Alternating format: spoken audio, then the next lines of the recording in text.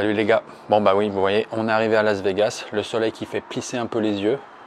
Bon, en plus je me lève, donc je vais être sincère avec vous. Ça fait même pas une demi-heure que je suis levé.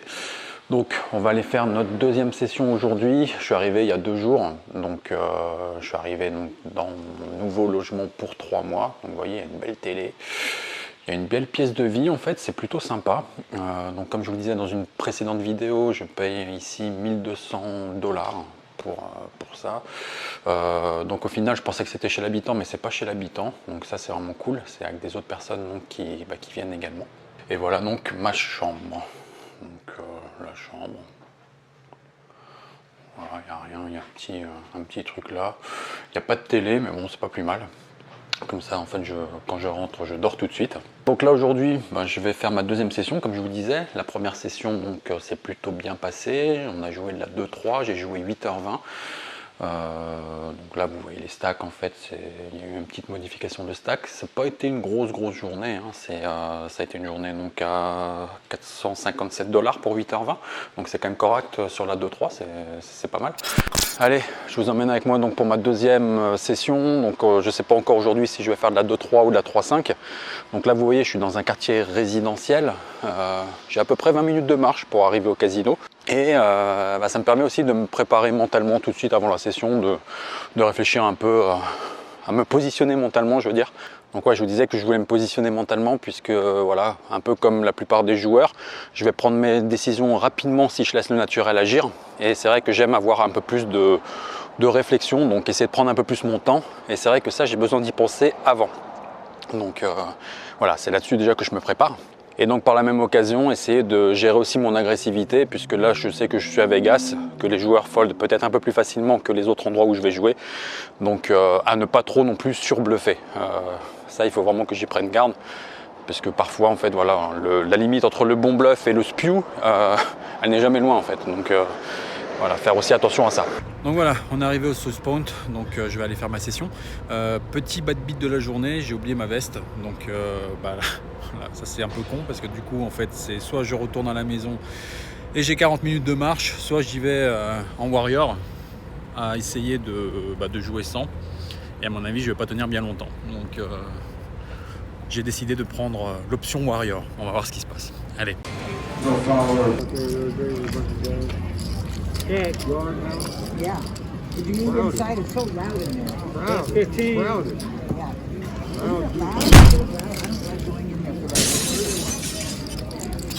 Allez, c'est parti donc pour ces premières images de Vegas. Donc ici, je suis plutôt bien positionné puisqu'on voit les flops bien facilement. Bon, c'est ce qu'on pourrait penser, mais au final, je ne suis pas positionné correctement du tout puisque les joueurs à ma droite et à ma gauche, malheureusement, peuvent voir sur mon téléphone mon jeu. Donc c'est un peu compliqué.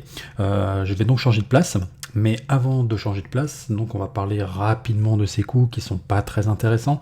C'est les 2 premiers coups que j'ai pu filmer, j'ai une paire de 8 et une paire de 6. Les 2 coups ont une même configuration puisque voilà, je suis dans un coup qui est relancé. Mon adversaire ou mes adversaires check. Et j'ai à chaque fois un board favorable où je vais pouvoir miser avec la position. Et à chaque fois, ils vont folder. Donc rien de bien intéressant ici.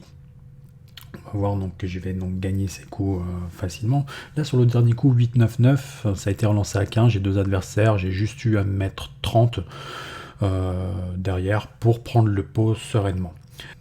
Voilà, donc cette petite mise en image était juste pour vous parler de cette petite anecdote et également de vous mettre un petit peu dans l'état d'esprit dans lequel je suis à ce moment précis, donc dans ce coup. Je viens juste de changer de place, donc comme vous pouvez le constater, et j'ai roi-dame de trèfle. Ce qu'il faut savoir, c'est que pour mettre ce roi-dame de trèfle donc à l'image, j'ai eu quelques difficultés puisque ça n'apparaissait pas tout de suite à l'image la première fois que j'ai regardé mes cartes.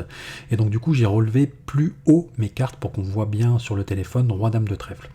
Mais par cette même occasion, j'ai eu un petit doute à ce moment précis que mon adversaire à gauche a vu mes cartes, sans en être sûr.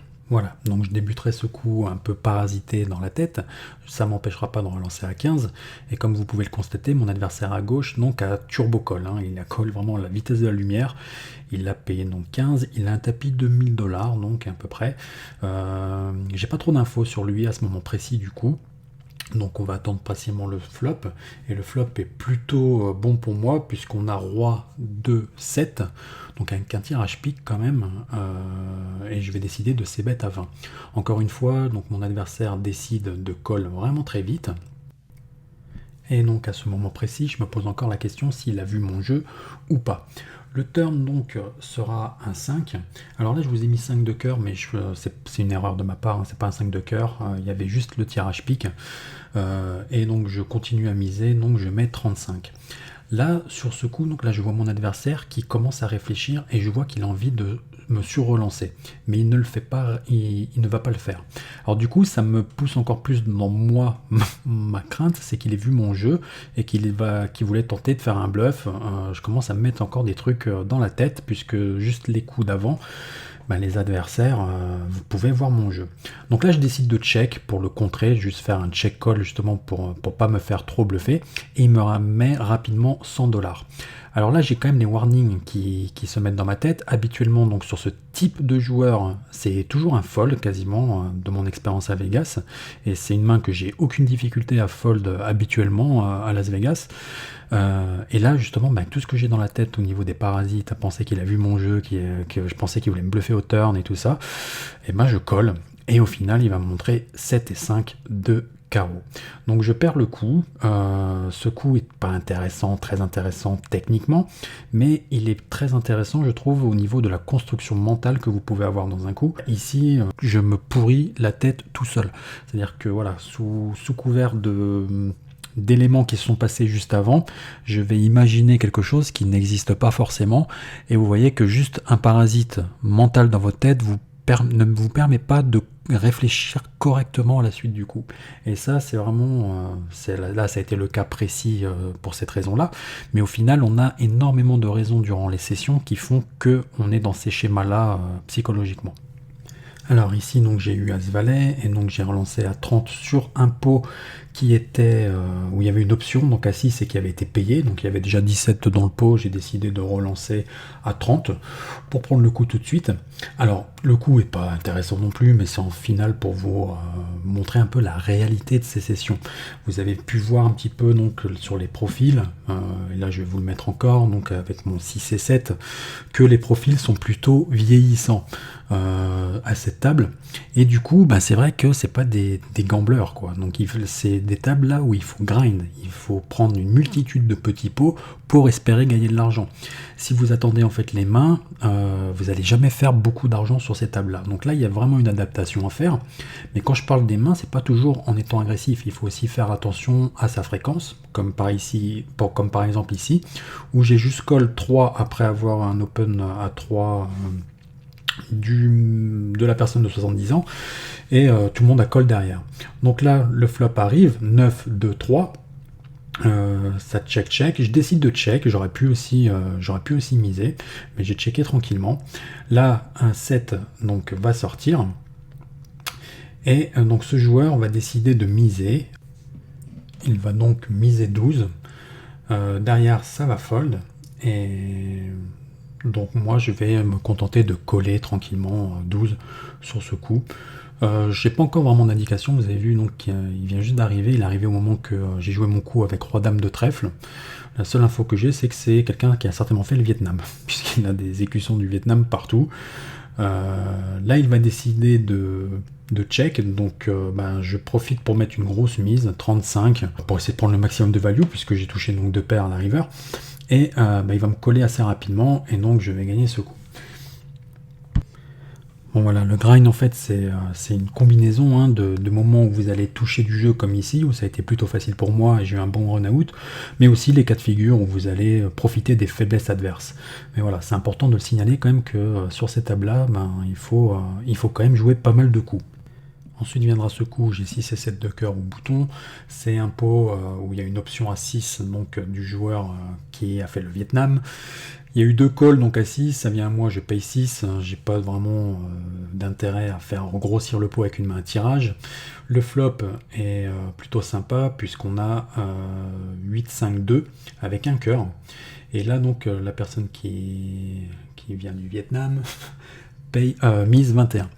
Ça a été collé derrière par le joueur en fait de 70 ans, et ça arrive à moi où là je préfère prendre l'option agressive sur ce coup et j'ai décidé de bet 77.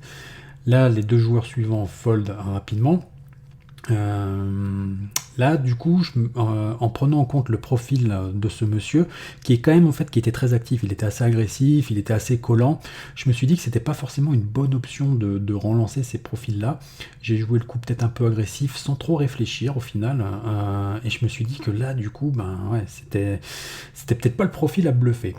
La turn est plutôt correcte, c'est un 6, c'est pas très très bon non plus, mais j'ai la chance donc que mon adversaire me donne un tel et de me permettre d'envoyer un deuxième barrel à 115. Sinon honnêtement, vu le profil du joueur, je suis pas sûr que j'aurais misé, mais il m'a vraiment offert un tel et un second tel ensuite, qui m'ont permis de miser beaucoup plus facilement. Donc voilà, ça m'a permis de gagner ce coup. Et voilà.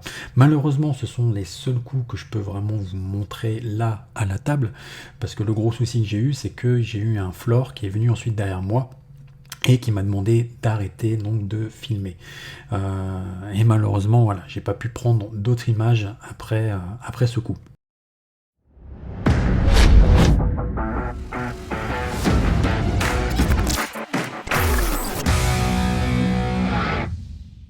Donc suite à cette interruption, c'est vrai que j'avais un peu plus de réticence en fait à vous proposer des images puisque j'allais pas prendre un risque d'avoir une sanction qui soit un peu trop disproportionnée en sachant que je vais jouer beaucoup dans ce casino. Donc là je vais réfléchir à d'autres solutions justement comment mettre ça en place, mais pour là la fin de ce vlog, j'ai décidé en fait de vous proposer donc de vous raconter les coups qui ont été notoires. Il y en a pas 50 000. Donc c'est vrai que suite après ce coup, il n'y a pas eu grand chose qui s'est passé à la table. J'ai grind un petit peu des petits coups par-ci par-là. Il y a juste ce coup donc, qui est plutôt marrant. À ce moment de la partie, je suis encore dans un profiling qui n'est pas vraiment très avancé puisque j'ai pris du retard sur les coups précédents où il fallait que je fasse la prise de notes, des coups, des montants, etc. Et c'est vrai que du coup, je ne me suis pas focus à vraiment observer les joueurs qui étaient à la table. La chance que j'ai, en fait, c'est que c'est quasiment tous les mêmes profils. Vous avez vu au terme d'âge, ils sont à peu près tous similaires. Il y a une ou deux choses en fait qui va changer selon certains profils, mais grosso modo, on est à peu près sur les mêmes profils. Là donc, Papy, 60 ans à peu près, est plutôt sérieux. Il colle à 3, ça fold ensuite, et au bouton, donc, qui est tout aussi sérieux, colle à 3. Small blind décide de compléter et donc arrive à mon tour où j'ouvre 6 et 2, dépareillé. Là bien évidemment cette main post-flop elle fait rarement des résultats donc je décide de la relancer puisque les deux joueurs qui ont collé en position sont des joueurs plutôt sérieux et qui ont plutôt tendance à folder assez facilement. Donc je décide de bet à 20. Malheureusement, Papy 1 colle, la personne au bouton fold et la small blind fold. Bon, c'est quand même un bon résultat puisqu'on se retrouve en tête à tête et j'aurai peut-être un peu plus de facilité donc à bluffer le coup. Vient ce flop donc, qui est plutôt pas mal pour moi puisque c'est 8, 7, 4 qui sort. Donc on a quand même une porte de sortie avec un 5 qui est notre gut shot. Donc là, bien évidemment, on n'a pas relancé pour la jouer passif derrière, donc on va faire un continuation bet à 30, surtout que c'est un flop qui souvent va rater la range de Papy. Donc à ma grande surprise, il colle, donc là je le mets sur éventuellement une paire. Donc la turn ensuite sera un as, donc ça c'est plutôt une bonne carte pour moi, parce que je me dis qu'il a peu d'as dans sa main, il peut parfois en fait me coller à As 10 ou As Valet, c'est des mains qui pourraient limper vu son profil, mais la plupart du temps, vous voyez, c'est une bonne carte pour continuer à miser, pour continuer l'action. Donc je vais décider de mettre un sizing qui est quand même assez important, environ 3/4 du pot, donc je vais mettre 75 $. Il colle. Ici, quand il me paye les 75, je ne sais pas trop où me situer, donc il y a plusieurs configurations possibles. La première, c'est qu'il est effectivement un As 10 ou un As Valet. Est-ce que derrière, il va être capable de folder? Ça, j'en suis un peu moins sûr, mais il y a des possibilités puisqu'il est vraiment capé. Il a très peu de As-Dame ou As-Roi, je pense, dans ce coup-là. Moi, par contre, je peux les avoir. Et ces personnes-là, son type de profil est capable de folder de temps en temps un As-10 ou un As-Valet sur une grosse mise.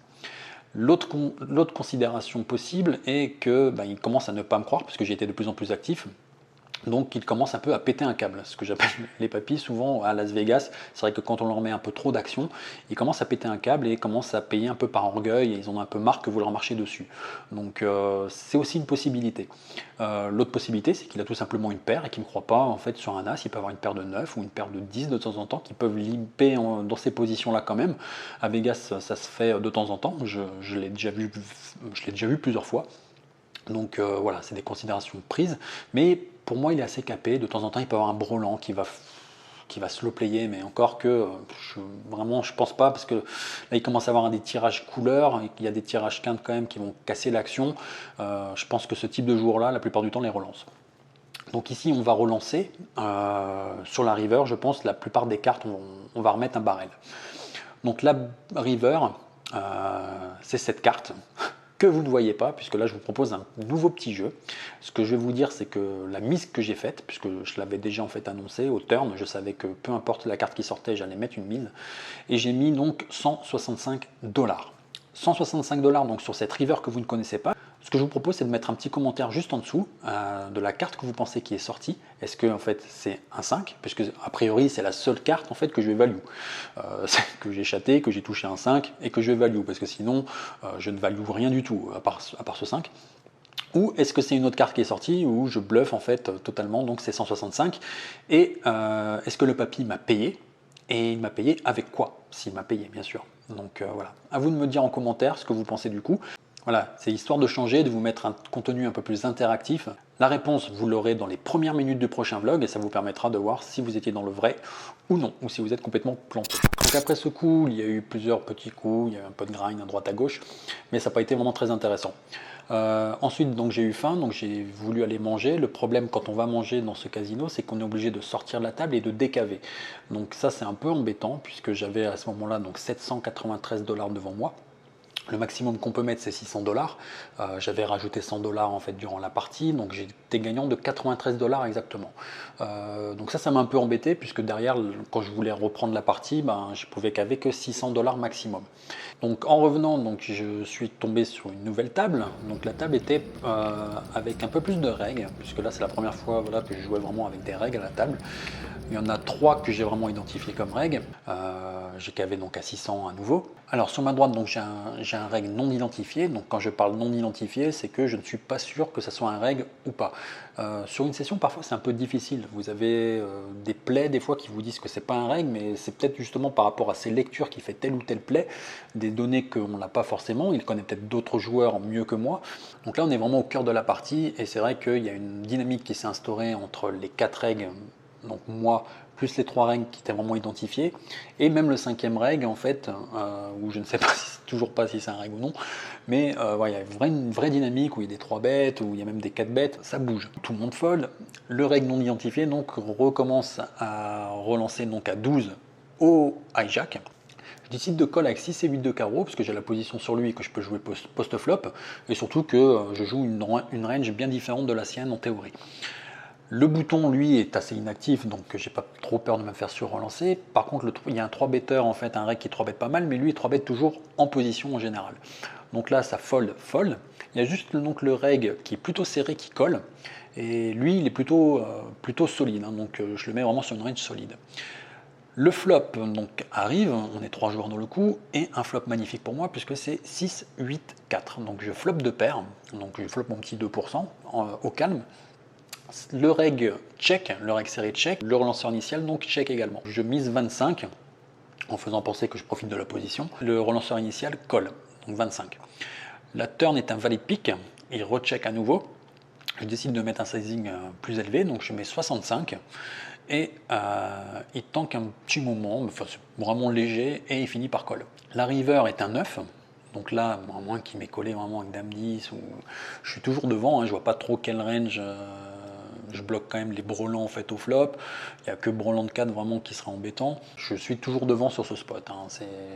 Je ne m'embarrasse même pas avec ça. Maintenant, l'idée c'est de trouver le sizing justement qui ferait un petit peu le faire cogiter sur le fait que je vole, et en même temps qu'il ne soit pas trop élevé non plus pour qu'un hero call soit pas trop impactant non plus sur son tapis. Donc je décide de mettre une mise à 165 $, et il décide de call. Et au final, voilà, il colle muck bien évidemment, et je gagnerai donc ce coup.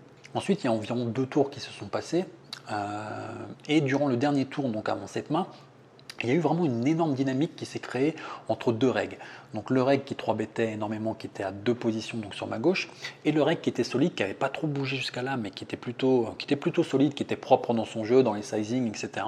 Très propre.